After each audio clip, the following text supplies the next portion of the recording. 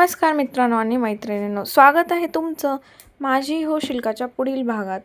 पाहुणे जसे बाहेर गेले तसं अवंतीने तिच्या ओटीतले सामान सरळ सरळ फेकून दिलं होतं आणि रागानेच दोघांकडे बघून रूममध्ये गेली होती. तिचा पवित्रा बघूनच दोघेजण थक्क होऊन एकमेकांकडे बघू लागले.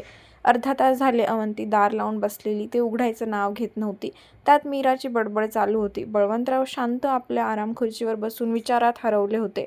माहीत होतं त्यांच्या मुलीला एवढ्या लवकर लग्न करायचं नाही, पण पुन्हा एकदा पाहुण्यांना दारातून माघारी लावायचं धाडस झालं नाही. एवढं सगळं होऊन सुद्धा ते पुन्हा आपल्या मुलीचा हात मागायला आले, म्हणून त्यातच त्यांचा विश्वास त्यांच्यावर बसला. पण जेव्हा सुपारी फुटेल तेव्हा ते स्वतःहून बोलणार होते की त्यांच्या मुलीला एवढ्या लवकर लग्न करायचं नाहीये, पण लग्न ठरवून ठेवणार होते. ताई, नाटक करू नको, चल जेवायला. लग्न ठरलं म्हणजे काय लगेच लग्न लावून देणार आहे का? एवढं चिडायला काय झालं? मीरा स्वयंपाक केलेला सगळा मधल्या पॅसेजमध्ये आणून ठेवत बडबड करत म्हणाली. चला जेवायला बसू द्या उपाशी. तुमच्या लाडाने एवढी मस्तीला आली आहे. मीरा खाली बसत रागारागात 3 ताट वाढू लागली. बळवंतराव खुर्चीवरून उठून रूमच्या दाराजवळ जाऊन उभे राहिले. मीराने कपाळावर हात मारून घेतला, कारण अवंती किती हट्टी आहे माहीतच होतं. आता तिच्या मनासारखं करून घेते की काय, म्हणूनच मीराला टेन्शन आलं. अवंती, बळवंतरावांनी हाक मारत दारावर टकटक केली. खिडकीच्या देवळीत बसून दोन्ही गुडघ्यात डोकं खुपसून रडत होती. बळवंतरावांचा आवाज आला तसं तिने लगेच मान वर करून दाराकडे पाहिलं. अवंती, दार उघड, जेवण करून मग आपण बोलू, बळवंतराव शांत आवाजात म्हणाले. पण मला लग्न करायचं नाहीये ना? तुम्ही मला न विचारता कसं काय ठरवलं? तिने लगेच नाक वर ओढत रागाने उत्तर दिलं. हा, माहीत आहे लग्न करायचं नाहीये, आपण फक्त लग्न ठरवून ठेवणार आहोत. 6-7 महिन्यांनी, वर्षाने लग्न करू. मी स्वतः बोलेल. आत्ता तर दार उघडते की नाही? बळवंतराव हळू आवाजात काळजीने म्हणाले. तसं तिला अजूनच प्रश्न पडला, काय बोलावं. अवंती, तू म्हणाली होती ना माझ्या पसंतीने लग्न करणार. मग आमदार साहेब मला आवडले आणि एकदा नाही 3दा ते घरी आलेत, म्हणजे त्यांना तुझे काम आवडलं असणार. असं स्थळ शोधून सुद्धा मिळणार नाही. आमच्या नजरेसमोरच तू राहशील, अजून काय पाहिजे आम्हाला? बळवंतराव भावूक होत हसत म्हणाले. तसं मीरा प्रेमाने तिच्या नवऱ्याला बघू लागली.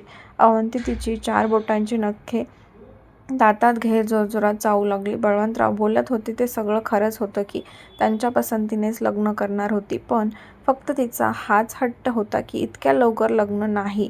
तिला पहिले काहीतरी करून दाखवायचं होतं. लग्नानंतर गृहस्थी सांभाळत तिला जे काम करायचं ते ती व्यवस्थित करू शकणार नव्हती. एकदा लग्न झालं की समोरचा व्यक्ती कसा असेल त्याच्यावर तिला बिलकुल विश्वास नव्हता. लग्नाच्या आधीच तिला मोठं काम करायचं होतं, ते म्हणजे गावातल्या लोकांना रोजगार मिळवून द्यायचा. त्याच्यानंतर छोटी मोठी कामं ती करू शकते, पण सर्वात मोठे काम तर हेच होतं, गाव सोडून लोक शहरात जाऊ नये रोजगारासाठी. बाकीच्या गोष्टींचा तू विचार करू नको. तुझा आबा आहे सगळ्या गोष्टींना सामोरे जायला, बळवंतराव कडक आवाजात म्हणाले. त्यांना असं वाटलं की अवंती कबीरला घाबरते की काय, नातं असलं तर काही बोलू शकणार नाही असं अवंतीच्या मनात असेल असं त्यांना वाटलं. नातं एका बाजूला आणि त्यांची लेक एका बाजूला होते त्यांच्यासाठी. अवंतीला बळवंतराव कुठल्या गोष्टीबद्दल बोलत आहेत लगेच कळलं. तसं तिच्या पोटात गोळा आला. आता तर भेटून निर्लज्जासारखं त्याच्या हातातून बुके काय घेतलं, त्याची गुलाबाची पाकळी काय चोरून घेऊन आली. तिच्या लक्षात आलं तशी ती लगेच उठून कपाट उघडून पर्स काढली आणि घाईगडबडीतच पर्सची चेन उघडत बघू लागली. सगळ्या पाकळ्या तिने हातात घेत पर्स तिथेच टाकून खाटावर येऊन बसली. दोन्ही ओंजळीत ती गुलाबाची पाकळी घेतली आणि एकटक बघू लागली. गालावर लगेच हसू पसरू लागले. अवंती, दार उघडते ना, चल जेवायला बसू. बळवंतरावांनी पुन्हा दारावर टकटक करत आवाज दिला. हा, आले, ड्रेस चेंज करून येते. ती गडबडून हातातल्या पाकळ्यांना एक नजर बघून दाराकडे बघत म्हणाली. गुलाबाच्या पाकळ्यांना बघून थोडासा मूड फ्रेश होऊ लागला होता. हा, ये लवकर. बळवंतराव गालातल्या गालात हसत मीराकडे बघत म्हणाले. तसं मीरा भरल्या डोळ्यांनी हसत नकारार्थी मान हलवत ताट वाढू लागली. अवंती पटकन जागेवरून उठली आणि देवळीमध्ये ठेवलेल्या पुस्तकांवर हात फिरवत तिच्या आवडीचं पुस्तक घेऊन त्याची पान उघडत एका पानावरती गुलाबाची मखमली पाकळ्या पसरवल्या आणि प्रेमाने गालातल्या गालात हसत बघू लागली. काय जादू होती त्या पाकळ्यांमध्ये माहीत नव्हतं, पण त्या पाकळ्यांना बघून एक पॉझिटिव्ह वाईब तिला स्वतःमध्ये जाणवत होत्या. त्यांना कळलं तर माझं लग्न ठरत आहे तर ते काय करतील का? तिच्या मनात विचार आला आणि अंगाला करंट लागल्यासारखा झटका लागला. अवंढा गिळून त्या पाकळ्यांना एकतर बघू लागली. काय करतील? घरी येतील का? त्यांच्या घरचे उद्या येणार आहे ना? काय होईल? आबा त्यांना काय बोलतील? छोट्याशा मनाला पुन्हा प्रश्न तायडी, मीराचा जोरात खवळलेला आवाज आला तसं तिने दचकून पुस्तक बंद केलं आणि कपाटातून ड्रेस काढून चेंज करू लागली. रात्री उशिरापर्यंत ती त्याच्या फोन येण्याची वाट बघत होती. त्याच्या कानावर कधी घालू असं झालं होतं, जसं काय तो त्याच्यातून सोल्युशन काढणार होता असं मनाला वाटलं होतं. 10 वेळा मोबाईल चेक करत होती, रेंज आहे की नाही बघत होती, पण 12 वाजून गेले तरी अजून फोन आला नव्हता आणि ती स्वतःहून तर त्याला फोन करणार नव्हती. इगो जो आडवा येत होता. हे मला विसरले का काय, ती फोनकडे बघत विचार करत म्हणाली. वाट बघून बघून कधी झोपली तिला कळले नाही. कबीरला घरी यायलाच रात्रीचे 2 वाजले होते. इतका थकला होता की बेडवर पडताच त्याला झोप लागली होती. सकाळी त्याला थोडी उशिरात जाग आली. उशिरा म्हणजे 8-8:30 वाजले असतील. उठल्या उठल्या त्याने मोबाईल चेक केला तर समशेरचे 2-3 मिस कॉल पडले होते. रात्री 1 आणि सकाळी 2 असे होते. रात्री तर कामाच्या गडबडीत त्याने फोन उचलला नव्हता. रात्री त्याला झोप आल्यामुळे विसरून गेला होता. त्याने उठून लगेच समशेरला फोन लावला. 2 ते 3 रिंगमध्ये तिकडून समशेरने फोन उचलला. हॅलो सर, समशेर म्हणाला. स्पीक. त्याने मोबाईलचा स्पीकर ऑन करून उघड्या अंगावर टी-शर्ट चढवत म्हणाला.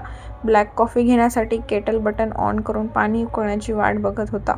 आज तो निवांतच होता. काल संध्याकाळी त्याचे आई वडील आलेले, त्याला कळलं होतं. मग त्याचा दुपारचा शेड्यूल पॅक होता. दुपारनंतरचा वेळ त्याने त्याच्या फॅमिलीसोबत ठेवला होता. लंच करूनच तो घराच्या बाहेर पडणार होता. समशेरने काल तिला सोडून तिच्या घरात जे काही झालं सगळं कानावर घातलं. तसं त्याच्या हाताची मूठ घट्ट होत चालली. रागाने कपाळाची एक नस फुगू लागली. सर, पुढच्या 3 दिवसात घरात कसला तरी कार्यक्रम आहे. म्हणजे लग्न ठरवायची तारीख करण्याचा कार्यक्रम आहे. सुपारी म्हणे. समशेरला तो शब्द काही नीट कळला नाही, म्हणून त्याला जे कळलं त्याने ते कानावर घातलं.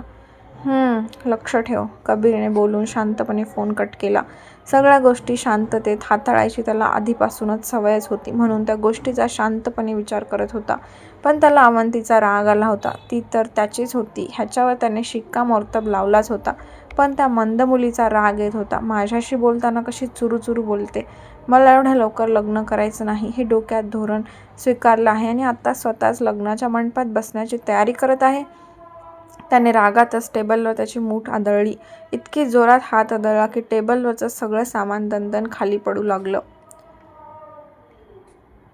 सुरेखाने बळवंतरावांना फोन केला होता. कालच कबीरच्या आईवडिलांचं आणि त्यांचं बोलणं झालं होते आणि आज ते 4घे बळवंतरावांच्या घरी जाणार होते लग्नाची बोलणी करायला. ते कळवण्यासाठी सुरेखाने त्यांना फोन केला होता. पण बळवंतरावांनी यायला नकार दिला, कारण आता त्यांनी त्यांच्या मुलीचं लग्न चांगल्या घरात ठरवलं आहे हे कळवलं. तसंच सुरेखा शॉक झाली. कबीरने इथे येऊन काय तमाशा घातला ते पण पाहुण्यांसमोर सगळं रागारागाने बळवंतरावांनी सुरेखाच्या कानावर घातला.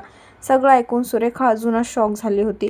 कबीर असं काही करेल तिने स्वप्नात सुद्धा विचार केला नव्हता. इतकी कशी अवंती आवडली. पार तिच्या घरी जाऊन इतका मोठा गोंधळ घातला म्हणून तिच्या मनालाच प्रश्न पडला होता. दादा, असं लगेच कुठलाही निर्णय घेऊ नको. थोडासा त्या मुलाबद्दल आपण चौकशी करून घेऊ. सुरेखा तपतप करत समजण्याचा प्रयत्न करत होती, कारण एवढी चांगली संधी तिला घालवायची नव्हती. माझ्या मुलीचं लग्न मी असेही कोणासोबत करणार नाहीये. सगळी चौकशी करूनच करणार ना. तुझ्यावर विश्वास ठेवून जे पाहुणे आले होते त्यांनी तर पहिले नकार देऊन आम्हाला नाराज केलं आणि नंतर इथे येऊन नाही ते तमाशा करून आमची इज्जत काढली. नशीब ते पाहुणे चांगले होते म्हणून ही गोष्ट 4 भिंतीतच राहिली. बळवंतराव रागारागाने बडबड करत म्हणाले. तसं सुरेखाने कपाळ बडवलं. आबा, जरा शांत हो. कबीर चांगला मुलगा आहे, थोडासा मॉडर्न आहे आणि अशा गोष्टी शहरात कॉमन आहेत. लगेच तू तुझ्या पोरीचं लग्न ठरवायला निघालास वय. मला पहिले त्या पोराला बघू दे. लगेच काय सगळं ठरवून मोकळा झाला. सुरेखा नाक मुरडत म्हणाली, कारण आजपर्यंत त्यांच्या घरातले सगळे निर्णय तिला विचारल्याशिवाय पूर्ण होत नव्हते आणि आता डायरेक्ट सुपारी फोडायचा कार्यक्रम ठरला म्हणून राग आला. आता तू जागेवर होती का? देश फिरायला लागली. मग माझ्या पोरीला मला विचार करायला नको? 3 दिवसांनी कार्यक्रम आहे बघ, वेळ आहे का? ये. बळवंतराव जरासे चिडून म्हणाले, कारण कबीरची ती बाजू घेत होती ते पटलं नव्हतं. आबा, एकदा कबीरच्या आईवडिलांना भेटायचं होतं. तुझी मुलगी इथं पण सुखात राहील रे. सुरेखा पुन्हा तो विषय छेडत म्हणाली. आता तो विषय काढून काही बी फायदा नाही. आदल्या दिवशी येते का बघ, थोडीशी तयारीला मदत कर. थोड्या वेळाने पैसे आणि यादी पाठवून देतो. ते सामान कोणासोबत तरी पाठवून दे. बळवंतराव विषय बदलत म्हणाले. सुरेखा निराश मनाने म्हणाली. हेमाचा विचार डोक्यात आला आणि मन थोडंसं नाराज झालं. कबीर त्याचा आवरून गॅलरीत उभा राहून अवंतीचा नंबर डायल करतो. अवंती कपडे वाळू घालत होती आणि तिची रिंगटोन तिला ऐकू येत होती. तिने कपडा पिळायचा सोडून पुन्हा तो बादलीत टाकून पळतच माडीवरून खाली निघाली. अगं हळू, मीरा भांडी घासत तिच्याकडे बघत म्हणाली. अवंती तिच्याकडे लक्ष न देता आत निघून गेली. काय त्या फोनचा नाद आहे का माहीत.